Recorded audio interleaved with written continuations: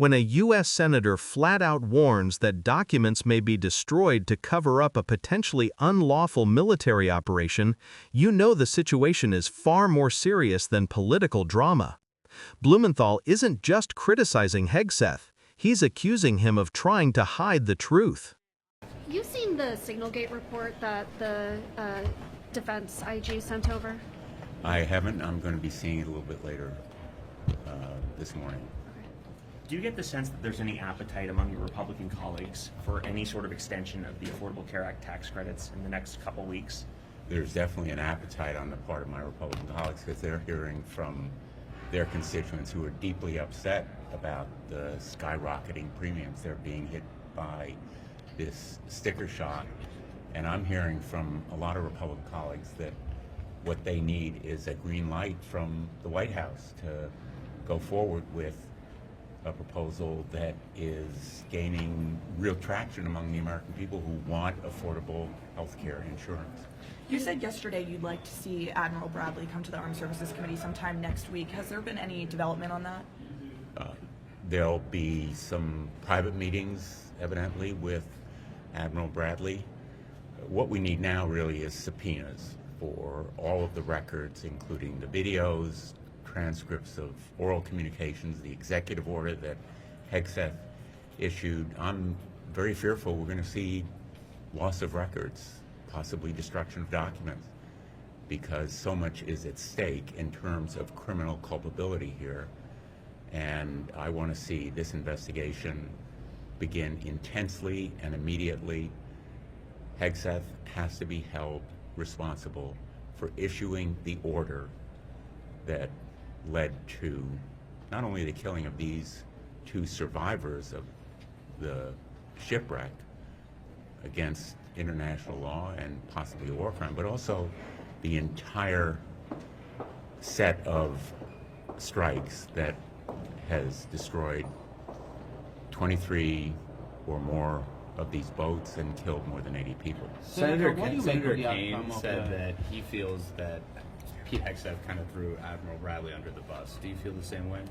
Well, Pete Hegseth says he has Admiral Bradley's back. He has Bradley's back just enough to push him under the bus, which is what they are doing in effect. When he says there's a fog of war, what he's really seeking to do is create a fog of mind that enables him to shift the blame, pass the buck, and push Admiral Bradley and others under the bus.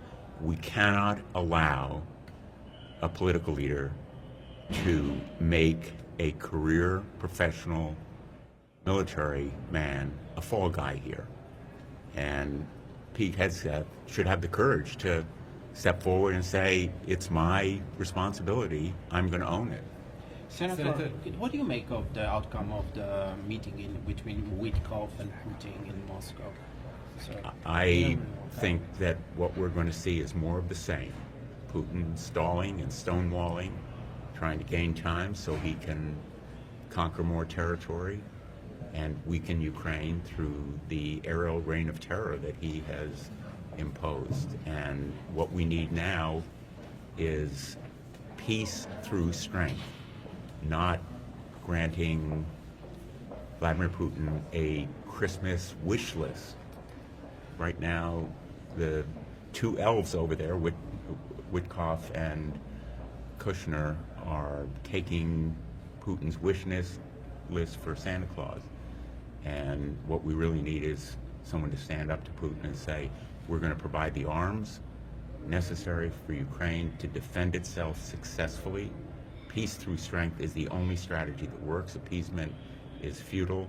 And my worry is that Kushner and Witkoff are there on a fool's errand that is designed simply to give Putin more time to stonewall us. And has there been any movement on efforts to bring up a Russian sanctions bill?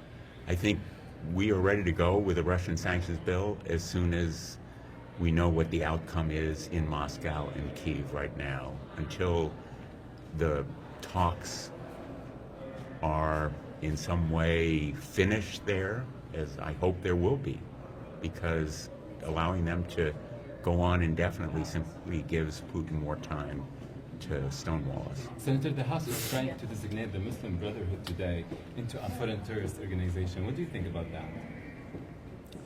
I think the Muslim Brotherhood is potentially a danger to us. We ought to recognize it and act accordingly. Thank you, sir. What Senator Blumenthal is laying out here is not just criticism, it's an indictment of an entire chain of decisions that, according to him, may cross into criminal territory. And the reason this matters goes far beyond politics. When the Secretary of Defense issues an order that results in deadly force, especially in a maritime situation involving vulnerable survivors, every step must be documented, justified, and scrutinized. That's how a democracy prevents the misuse of military power. That's how you avoid war crimes.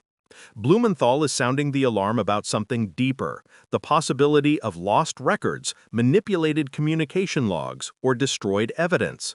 When he presses for subpoenas, videos, transcripts, and executive orders, he's signaling that transparency isn't coming voluntarily. And that alone tells you something is wrong. In the military chain of command, orders flow downward, but responsibility flows upward. You can't simply shift blame onto an admiral or a career officer when the decision-making originated at the top. Yet Blumenthal argues that's exactly what Hegseth is trying to do by invoking fog of war, a phrase often used to evoke chaos and uncertainty. But here, he says, it's being used to create confusion, obscure facts, and shield political leadership from accountability. And the stakes are massive.